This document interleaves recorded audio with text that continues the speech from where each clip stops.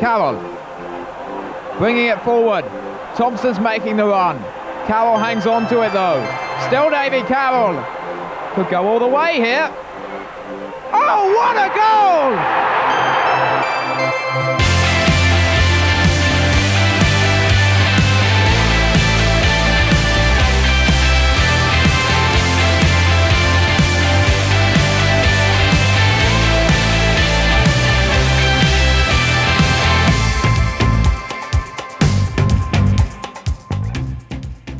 Hello and welcome to this week's episode of Ringing the Blues, the official Wycombe Wanderers podcast in partnership with Virgin Media.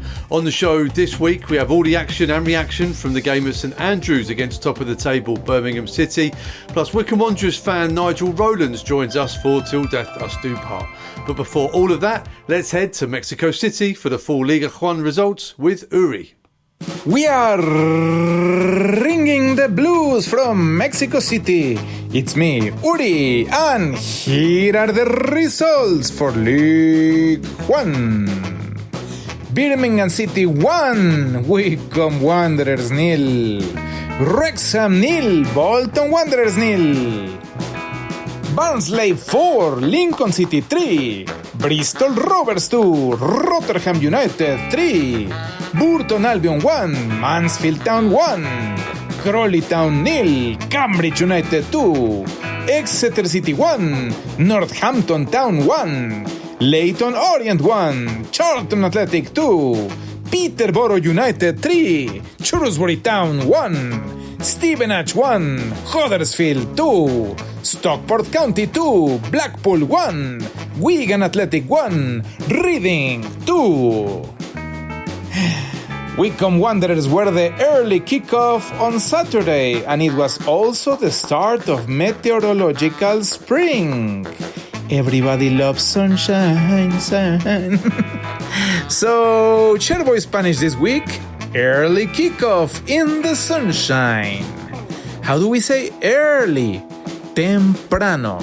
Early, temprano. Kickoff, patada inicial. Kick, to kick, patear. Kickoff, patada inicial. Sunshine. How do we say sun in Spanish? Sol, with an L at the end. Sol, sun. And how do we say shine? Brillo. Brillo. But sunshine is resplandor, or brillo del sol. So, early kickoff in the sunshine, patada inicial temprano en el resplandor del sol. How beautiful that springtime has cometh to the UK. So, that's it for this week, and back to England with mi amigo Filiberto Cachapollos. Adios. Cheers, Uri. Spring is here, and about time too. Right then, Wycombe Wanderers headed up to St Andrews in the sunshine. Here's what happened. Brian Jeeves joined us on commentary. For goal, beaten away by Norris, good save. Scowen there to mop up the afters of Birmingham City. Their first incisive move into the penalty area. May, the fox in the box, right-footed shot. Norris with the comfortable save, and Scowen was there. Important that Scowen was there though. Long ball over the top now, taken on the chest. Good save by Norris, and it bounces up, and it's there. Norris got two gloves on it. And it's the goal from Gardner-Hickman. His ferocious volley beaten away. It seemed at first by Norris, and then it loops up into the net. And it's Birmingham City 1, Wycombe Wanderers 0. But it's just dropped behind him, spun almost into the net. Goal coming on the 20th minute, and he took it on his chest. Gardner-Hickman, right-footed volley, he connected well to it. It seemed that Norris had got down, but it's gone up and over him and bounced into the empty net. It's going to be Humphries.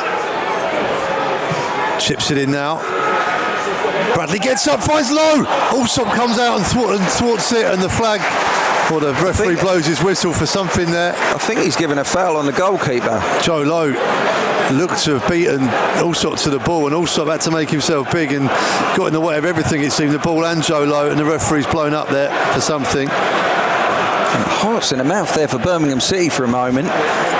Cross comes in, headed clear by Bradley. Udo controls edge of the area. Has to go back to Taylor, who then pokes it up towards Kone. Kone, lovely control, spin and turn. And an even better pass out to reach. What a bit of play from Richard Kone. Cross comes in now to Udo! Slides in, there was the chance. He's not been able to put it goalwards. It's a goal kick. What a move by Wycombe Wanderers. All it needed was the finish, but that's got enough to get the fans up on their feet. Richard Kone's touch, control and vision central to that move. That was superb, wasn't it? Dan Udo just couldn't get the right touch on the end of it. Just wanted it to stay in his feet and it just got away from him. But wow, what a move. Started with Kone. Just giving him another little outlet, hasn't he? Mike, a blood and thunder game, plenty to unpack. Your thoughts on that one?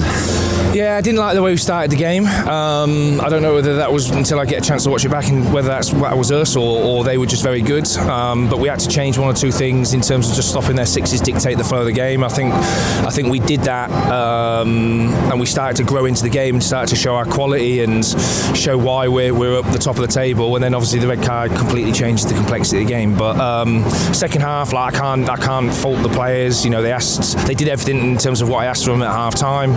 You know, we made a real game of it, and I think if we had scored, I don't think many people would have complained. You know, I just said to Will there, how many saves did you have to make in the second half, and he can't remember making a save. And we've had 2 or 3 big chances. But look, it is what it is. Like I said, it's one that we kind of we put in the bin now. We've got to win on Tuesday, which we'll do everything we can to win on Tuesday, and then just take each game as it comes. And I keep saying, win more games than we lose, and we'll be fine. It was a straight red. Your thoughts on that incident? Look, I'm just one of these where it's like, look, it's happened now. There's nothing I can do. Control the controllables. I can't change it now. It's the cards that we got dealt in the game. It's you know, I don't dwell in the past. It's the future really that I'm looking at. The goal came from a shot outside the penalty area, and I think one off the line as well. But you know, we limited their chances. You said in the second half, but across the game as well. Yeah, we did limit their chances. I wanted to come and have a little bit more control in the game. I don't think we had that in the first probably half of the game, half of the first half, and then obviously we had to make a couple of changes just to stop the fact that I felt they were playing through our shape too much. I felt we did that, and then we were growing into the game. Then obviously, like I said, the red card is the red card. But like I said, like the second half, I've seen enough in the group to know that we're going to be completely fine. And also that half time we had to adapt at 10 men as well, and I guess the red card came at the good time just before half time. The 3 at the back in the second half worked really well. Yeah, it worked. You know, I think we were really, really solid, and I think the pleasing thing is we had threats in the second half. It's always really difficult when you play against a team of their quality. They can just pen you in, and I think I said at half time that just make sure we're really adventurous, and especially down the sides of them, make sure that we attack the sides of the pitch, you know, when we get opportunities, and we did that. You know, I think Oud's had a really good opportunity at one point. There was a couple of other chances where a little bit more quality and, you know, a little bit more composure, maybe that turns into a goal. But I was really happy with the second half performance. It's a result, unfortunately, which we're going to have to put in the bin and move on. As I said, the red card's obviously a big moment in the game, and it obviously changes the whole complexity of what you want to try and do. Another worrying sign, Dan Harvey going off, looked to be a nasty injury in the start of the game. Any news on Dan?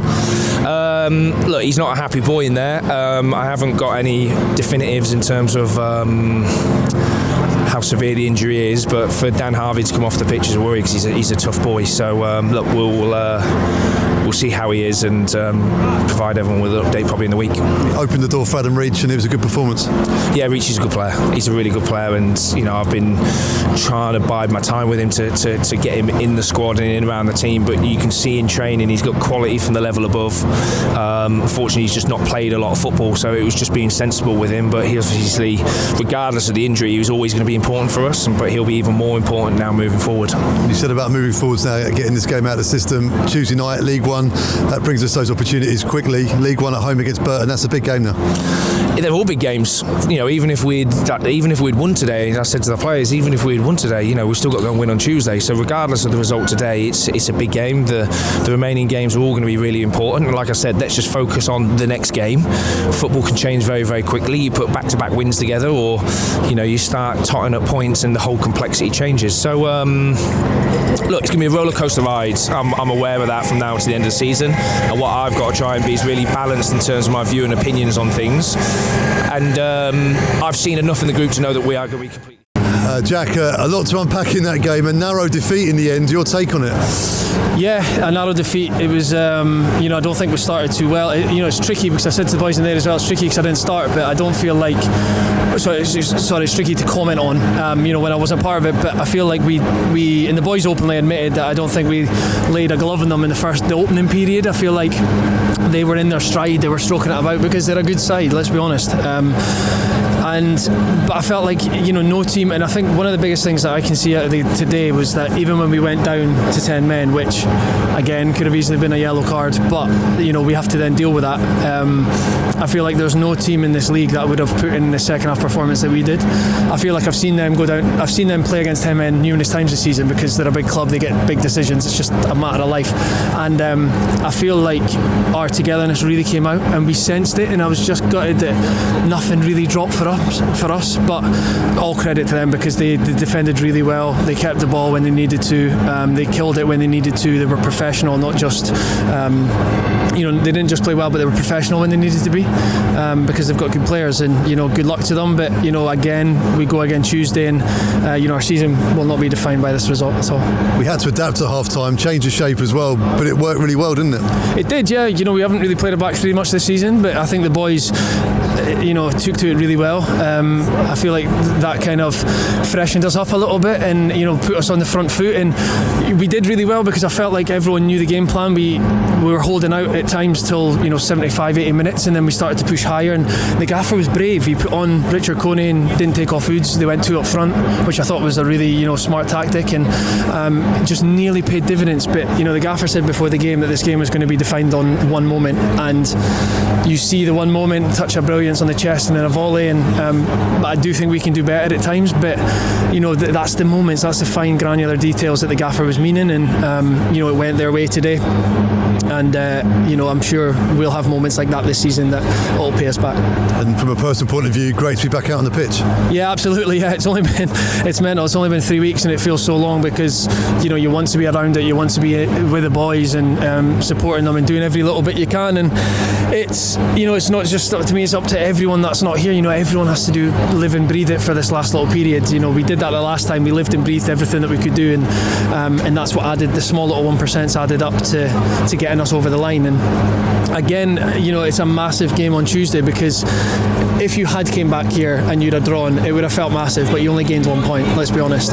Tuesday you've got a chance to go get 3 points, and we have to be back up and at it, playing with an edge, playing how we know we can play at home, risking the ball and trying to attack, and that's what the gaffer said it in there, we need to pick ourselves up and we go again, and that's the sign of a great team. And but yeah, just gutted today because as I said, the fans were class, selling out the end, not stop singing, and we did feel the support today. Great fan base today, sold out away ends, really made themselves heard, and they can play their part Tuesday, right? Yeah, massively. I'm not going to lie, it was brilliant to hear them today, really, really good. Players were speaking about it, brilliant to see the fans sell out, brilliant the voices. I'm not going to lie, we need that on Tuesday. We need that on Tuesday, we need that on Saturday, we need that throughout the rest of the season. The boys, since I've been here, the boys are notorious for giving everything. And they have, it's not often you get a group of players that fans can say, our players are honest, give us everything, work hard, and then this season we've had the quality to do what we're doing.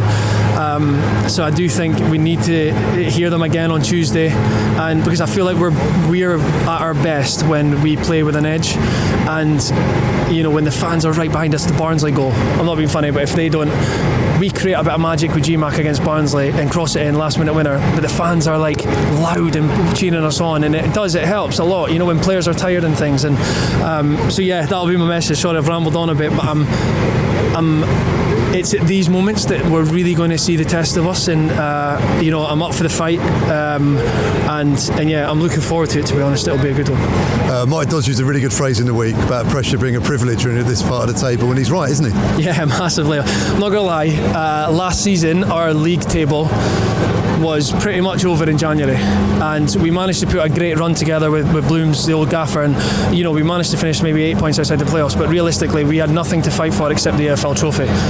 it is a genuine privilege to be in this position, and I think the team that enjoys it and honours that privilege the most, they'll do the best. You know, it's not a weight that should be on anyone's shoulders. This club is not used to being in this position, and so it is a genuine privilege to be in this position, fighting against the teams that have the pressure. Let's be honest. You know, this teams do what they do in this league, and it's unforeseen, but we are now punching above our weight, and we're still here fighting, and it's, like I say, it is an honour to be in not only this position but to lead these boys in, and yeah, I think the boys have enjoyed it a lot this season, and long may it continue. Great to hear from Jack and the head coach Mike Dodds, but what about the Birmingham City fans? We've taken a look at the greatest hits from social media and the forums to get the opposition view. Pete Baldwin. That'll do nicely. The red card made it a bit harder because it forced Wycombe to play the way they should have played from the start. Compact and deep, ready to counter at pace. I don't know what their manager was trying to do in the first half, but it didn't work.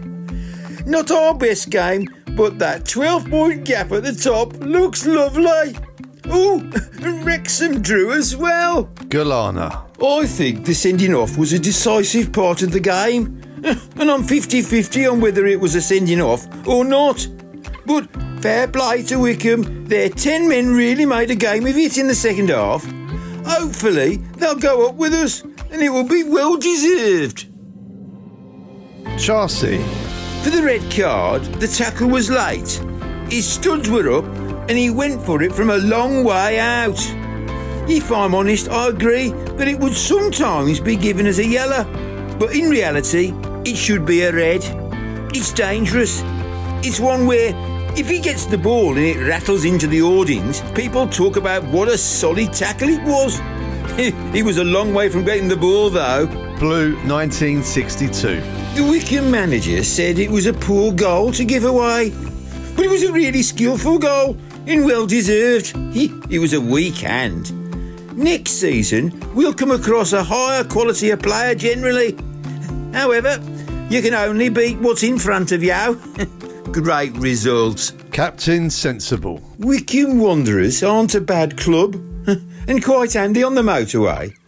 Shame about their team, but like all the clubs that have been touted as serious challengers, the Blue Machine ground them into the dust.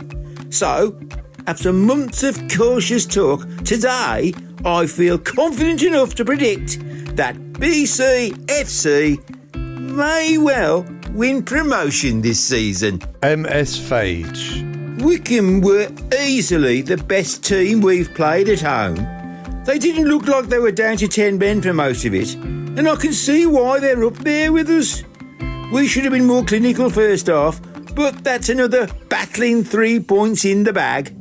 We'll take that all day, and the Blue Machine rolls on. Robert Langan. I think we made hard work of that today, but the old adage of 10 men being harder to beat than 11 held true. Credit to Wycombe for having a go, but in truth, they never really laid a glove on us. Brummy Brad. Oh, Wycombe were genuinely one of the worst teams we've seen down at St Andrews this season. So, I'll be supporting them for the rest of the season, just for the guaranteed 6 points next year. My nose is blue. Great first half from us, not so great second. I thought Wycombe were brilliant with 10 men. Good luck to them. Ben. Firstly, credit where credit is due. Wycombe, red card or not, had a really good go, and respect to them for that. I genuinely hope they go up with us. As for us, it was a professional win, but we should have been out of sight after 30 minutes. But surely, this promotion battle is done now. There's been a rumour that there's a new lightning-fast player in town, and I can confirm these rumours are correct. Virgin Media is here and is guaranteed to be a crowd pleaser. If you're tired of your broadband giving you the blues every time you want to do something, fear not. Virgin Media are right here in Wycombe and have brought their lightning-fast full fibre to the area to keep you entertained in between matches. Tuck into as many live sporting events, movies, games and tunes as your heart desires. Not forgetting our podcast with unlimited downloads on Virgin Media's intelligent Wi-Fi. All delivered at the speeds you need to keep the whole house happy. And the best part is, you don't need to wait until the next transfer window to make Virgin Media your favourite signing of the season. Find out more at virginmedia.com or drop into your local O2 store. New customers only, eligible Virgin Fibre areas only, subject to survey, network capacity and credit check.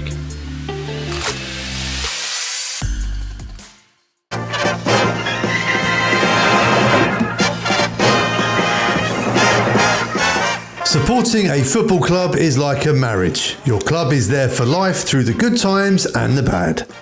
We ask Chairboys fans for their most cherished old memory, their current favourite player, the best borrowed player we've ever had, and for something blue, we talk club merchandise.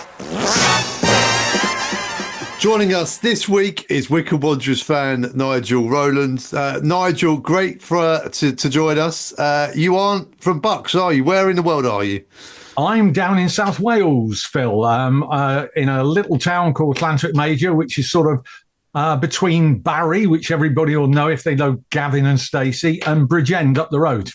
There we are. Gavin and Stacey with its own links to Wycombe, because James Corden of Wycombe went to a wedding in Barry, which is why Gavin and Stacey became the story it did, apparently. That is correct, yeah. See, there's always a connection somewhere to Bucks.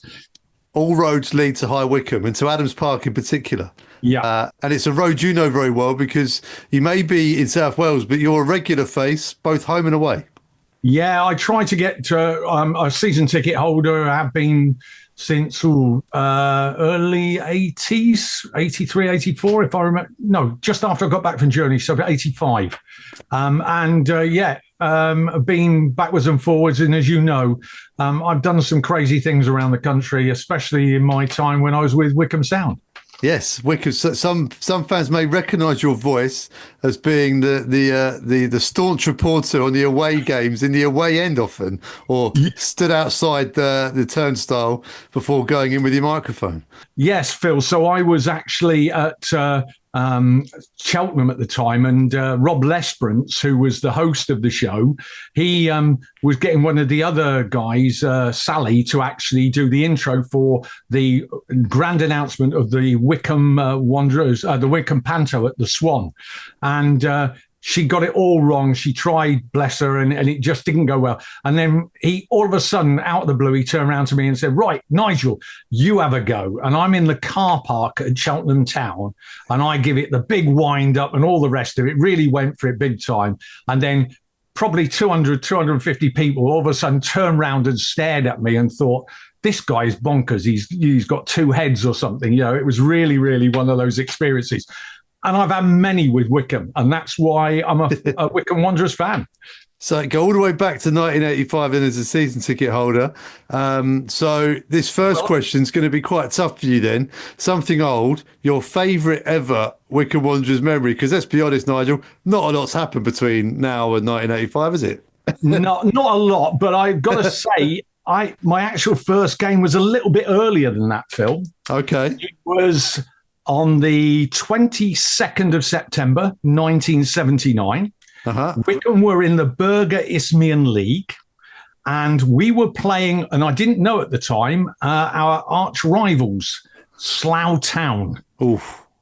And as I say, I was a Tottenham Hotspur fan at the time, and I'm open about that. And basically, I was an apprentice, and I couldn't afford to go up into the smoke every other week to watch Spurs. So, as usual, I had to bear with a sore head every Saturday, and my old man got really fed up with me at one time, and he said, look, there's a £5, go up to town and go and watch the local non-league side, of course, Wycombe Wanderers. And this is part of the story. This is one of my memories that I was going to recount. And I remember walking up to the ground, and there was a guy called John. I never found out his surname, or after all these years. He was about my age now, in his early 60s. Special deal for newbies, he said. And at that, he walked up to the lovely corrugated iron fencing at Lokes Park and pulled one of them back. And he said, in you go. And I said, I can't do that. That's thieving, And he said, no. He said, it's for newbies. He said, go on through. He said, you'll spend your £5 in there anyway. He said, so don't worry about it. The club won't lose out. So I went in and John came round, bless him, and he took me round the whole of the stadium, introducing me to everybody and everything. And, everybody talks about what's special about Wycombe now, but it was still there then. And that's what hooked me. From that day on, I bled blue and blue. This is the second week in a row, and I've lost count the amount of times that people have talked about the hole in the fence at Lokes Park. And we've said it was like the portal to another world. And equally, it's helped create so many long-term Wycombe Wanderers fans, this fabled hole in the fence. Obviously not there now, but it's how many people have gone through that corrugated hole? Well, that's it. I mean, John made out when I talked to him, he sort of said, this is one of the things we do because we were worried about people not coming back, he said, and I went, you're joking. I said, it was great atmosphere. But the thing that I remember, Phil, is at half time, you used to swap ends. So I was taking up one end, right? And we would go down one side of the pitch and then the opposition would go down the other side of the pitch and go to the opposite ends. And it's things like that I really recall and go, wow, that's something special, And, so for me, I would like to say there's lots of matches that I can recall, but some of the things that I remember are things like I was lucky enough, and I still think to this day I'm the only one that's ever done it. I was lucky enough to be selected to be on the fan zone on Sky's Sky TV in 2001 when we played a certain side that we're not very popular with at the moment, a side called Luton Town, I think. And on that night, a brace from Andy Rammell gave us a 2-1 result, and we didn't get many results to Kenilworth Road, so that was really good. And again, I've had some fabulous things. One of the things, your colleague, Matt Cecil, Phil, he got me roped in on the FA were doing a series of programmes leading up to the various rounds. And this one was number 7 in 2015. And they wanted to do a piece on Wycombe's run in 2001. And it was a glorious day, absolutely beautiful sunshine, but it was actually 2 degrees and it had a really bitter wind. And it was down well below zero. Everybody else is wrapped up in coats and Matt included, bobble hats, you name it, gloves, everything else. And they got me in the away end and they said, we need you to have some colours on. And I happened to have a Berghaus fleece. And they left me in that. And if you watch the video, and I've got clips of it here still to this day, right? I am shaking like no man. I am absolutely freezing. And everybody was saying to me back here was going, were you nervous of the cameras? I said, no, I was absolutely freezing, right? And Brownie, who was also on the programme, he wouldn't come out. He got interviewed in the trophy room later on, So it was one of those, and Matt Cecil's there laughing his head off. It wasn't pretty from them. It took me a long time to get over that defeat. Where else would you get those experiences? I always thought Steve Brown was a tough guy. Oh, Steve, yeah, but he's not stupid. I got lulled into a false sense of security because they dragged me outside before Steve arrived and sort of said, we'll get some filming done. But what they didn't tell me was that they were going to do, you're aware, you're in the media business. It's lots of chops and changes, and they'll do a snippet here, a snippet there. If we go down this route, we'll need this comment. If we go down that route. And literally, I'm sat there for probably 3/4 of an hour. And I'm you can see me, I'm sat with my arm on the back of the chair next door to me. And literally, that's the only way to stop me shaking. My teeth are chattering and everything. Great experience, one I'll never forget. Amazing. Sounds like there's been so many memories down the years, but let's bring it up to the modern day. Something new. Your favourite player in the current squad, and there's plenty to choose from these days. Well, there's 2 really, and it goes back to my days when I was with Wycombe Sound. And basically, after the first game by each of these players, I turned around and said, these guys are going to be something special. First one up is a Welshman, Joe Lowe. And I just thought he was a very cultured player. Even on that first game, I thought he had attributes that you don't normally associate with players at our level. probably my most favourite defender for Wycombe, a guy who you might recall, Paul McCarthy. I thought a very cultured player, and sadly we've lost him. And of course, the other one is King Coney, Richard Coney. Absolutely. The thing I liked about him was everybody talks about him putting the ball in the net, but he's a handful. He doesn't play the way most players would play. He's learned his football on the streets in back home on the Ivory Coast, and he's brought that to Wycombe, and he's enhanced it. Defenders just don't know what he's going to do. Yeah, and I think that's what that edge, and he will go far. He will play in the Premiership without a doubt, Phil. And also, he doesn't know what a lost cause is, because there's often like a ball will go down a channel or something, and then you think, well, that's a dead end. There's nothing there, and he'll go there, he'll get there, and he'll get a corner, win a free kick, or come away with the ball, or just make the defender have to then be on their toes a bit more. And you can tell they're absolutely exhausted at the end of the game, aren't they? When they played up against Richard Coney. If you recall, Phil, there was a game earlier this season where I can't remember where it was, but it was an away game, and the defender had all the time in the world, he thought, to clear the ball, and Richard basically didn't give up the cause and literally toe poked it across the line from sort of 6 or 7 inches. It was one of those, and those are the type of things that make him a cut above what else is out there, certainly in our division. And I think he's more than capable of playing in the Championship, and one day he will play in that Premiership. Right then, on to something borrowed. Now, this could be either your favourite ever loanee or player that you wished that Wycombe Wanderers had signed but never did. Well, I've got 2 loanees that we actually did go on to sign, right? From 1999. Okay. 98, I think it was actually. A striker, Sean Devine. Oh, what a player. Right? What a player. And sadly, for us, we saw some good years out of him. But sadly, if you remember, he had this really bizarre knee injury where his kneecap got bruised or something. And obviously, there's not the blood flow there, and it took forever and ever to heal. And by the time that happened, he was well out of favour with the manager, and sadly he moved on. But I will always recall that first season he was there on loan, and what a difference he made to us. And of course, when we were up against the mighty Manchester City, he did his bit at Main Road and scored one of the goals, and Andy Baird, I think, got the other one.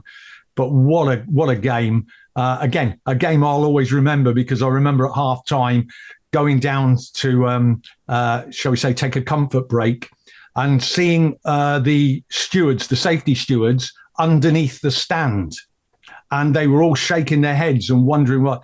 Basically, as you know, it was a scaffold stand, a temporary stand, and we have been bouncing up and down so much, we'd actually moved 2 or 3 of the legs on one end, so they were almost coming off the wooden blocks that were there to spread the load. And they ended up using sledgehammers and huge spikes to try and stop it moving any further. So, yeah, little things like that, But Sean Devine's one. And then the other one is at the other end of the park, Martin Taylor. Oh, wow, yeah. Absolutely synonymous with our 2001 exploits in the FA Cup. But, when he arrived, he'd had a massive injury problem. He had one leg shorter than the other. Everything said he wasn't going to work out. Probably one of the most pleasant guys I've ever come across in football. He really was, and very humble. Brilliant goalkeeper for us. And you talk about the cup run as well. And he mentioned the injury because, we had to take a chance on him, didn't we? But sometimes those gambles can really, really pay off, because he was phenomenal for Wycombe Wanderers. Yeah, when he came in on loan, it was a big gamble, but I think the fans took to him straight away. He was he's one of those characters. We talked about stepping over the white line the other week, and he's great at that. He would go across the line and he will become a different player. His confidence oozed, and it just sort of flowed out of him, and his defenders around him. Yes, we had Macca, we had Bates, and some really good players as well, but he gave them that confidence to be who they were as well. So really an absolute superb goalkeeper who, if he hadn't had that injury, would probably have played at a much higher level than he did. Absolutely. Apparently, I've not been, but a few Wycombe fans have told me his pub up in the Midlands somewhere is excellent. Have you been? No, I haven't been, Phil, but as I say, it was a stop-off, I believe, for the independent supporters on one trip because they wanted to go and see him. And again, he plays down his football.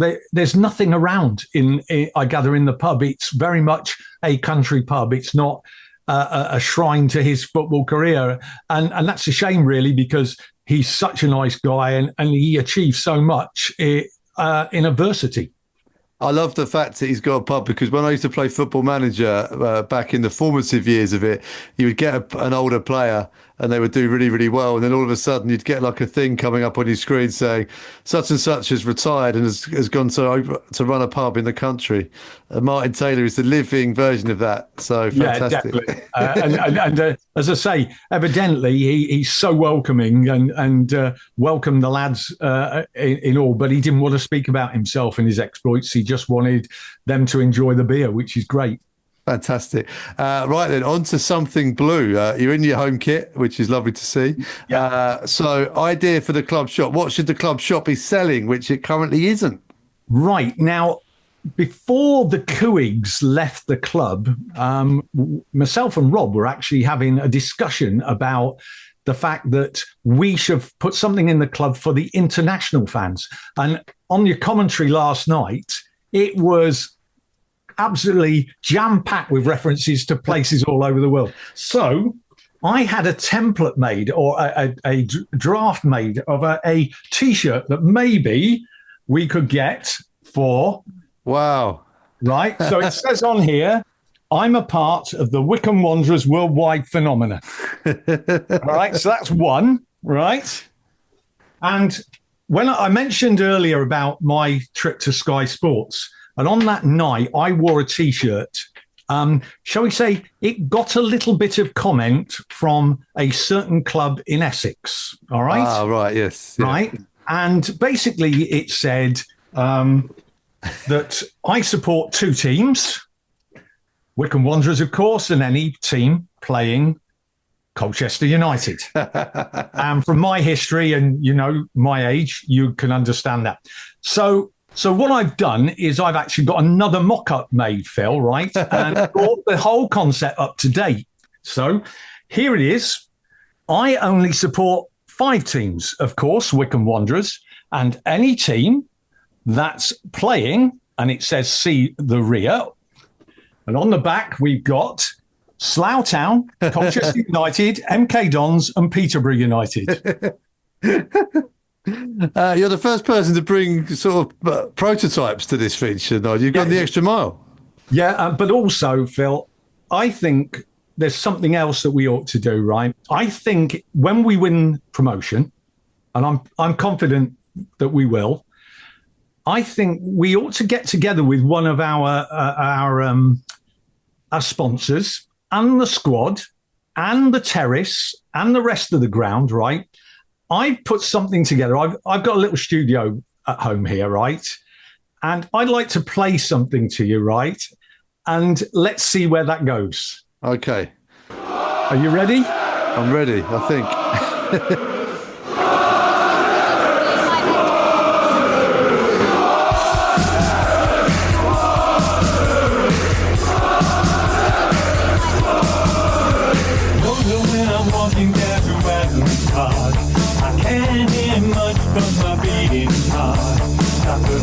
It's something that you see, and ever since that time you had a hold on me. It happens to be true. I only want to be a blue. But as I say, it was a bit of fun, right? Yeah. and a bit different, hopefully. And to put that into context, Dusty Springfield was originally from Sands, which is the link to Wycombe Wanderers, which not many people knew about. Yeah, and ironically, my parents lived in Sands at one time, so the link goes round again. Fantastic. Well, Nigel, it's been great talking to you to get your memories and your bits and pieces as well with the club, and we're into the running now, and exciting times, isn't it? It's really exciting times, Phil. Back in August, I was thinking, let's have a mid-table season, but the guys have been terrific. With all the changes, even, we don't seem to have, thankfully, gone off the rails. There's still a purpose, and I think that's down to the type of guy we've got in the squad, and I'm delighted as a fan. Well, long may it continue, and let's see what happens between now and the start of May. Nigel, see you at Adams Park very, very soon, and maybe you'll get a number one as well, maybe one day. Hey. Funnier things have happened with Wycombe Wanderers, Phil. Cheers, mate. All the best.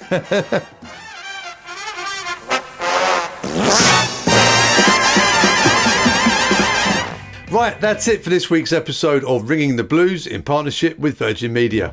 If you'd like to take part in Till Death Us Do Part, then email us media@wwfc.com. We'd love to hear from you.